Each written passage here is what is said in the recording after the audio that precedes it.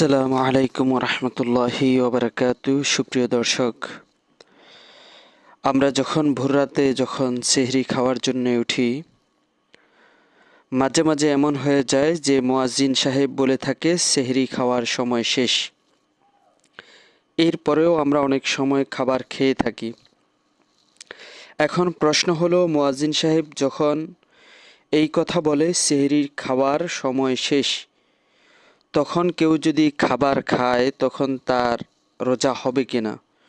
চলুন আমরা তা জেনে নিই। মুয়াজ্জিন সাহেবের সেহরি খাবার সময় শেষ বলা বা না বলা, কিংবা মুয়াজ্জিন সাহেব আজান দেওয়া বা না দেওয়া, এটা রোজার সাথে কোনো সম্পর্ক নেই।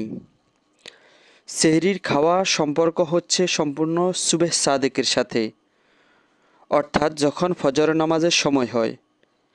আপনি অবশ্যই সুবহ সাদেকের আগে, অর্থাৎ ফজরের নামাজের সময় হওয়ার আগেই আপনাকে সেহরি খেয়ে শেষ করতে হবে।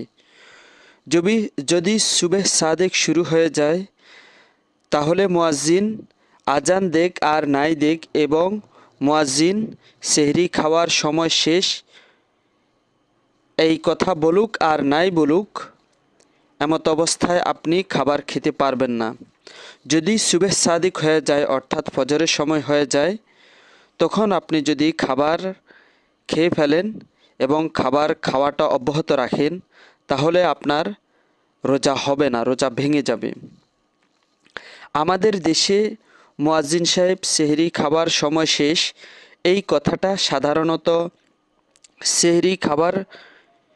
সেহরি খাবারের সময় যখন শেষ হয়ে যায় তখনই বলে থাকে, অর্থাৎ সুবহ সাদেক শুরু হলেই মুয়াজ্জিন সাহেব বলে থাকে। তাই যখন সুবহ সাদেক হয়ে যাবে, অর্থাৎ ফজরের নামাজের সময় হয়ে যাবে, তখন আজান দেখ আর নাই দেখ, মুয়াজ্জিন সাহেব সেহরি খাওয়ার সময় শেষ বলুক আর নাই বলুক, এমত অবস্থায় কোনো ব্যক্তি যদি খাবার খায় তখন তার রোজা হবে না, তার রোজা ভেঙে যাবে। এর দলিল হলো ফতুয়ায়ে হিন্দিয়ার 1 নম্বর খণ্ডে 194 নম্বর পৃষ্ঠা, আর নতুন খণ্ডে 1 নম্বর খণ্ড 156 নম্বর পৃষ্ঠা।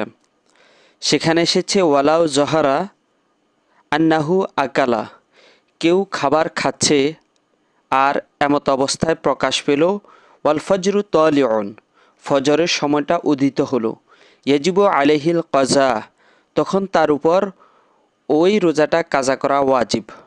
অর্থাৎ কেউ খাওয়াটা অব্যাহত রাখলো, এমত অবস্থায় ফজরের নামাজের সময় হয়ে গেছে। যদি ফজরের নামাজ সময় হয়ে যায় এবং সে খাচ্ছে, তখন তার ওই রোজাটা কাজা আদায় করতে হবে, তখন তার রোজাটা হবে না। ফতুয়ায়ে হিন্দিয়া 1 নম্বর খণ্ড 194 নম্বর পৃষ্ঠা।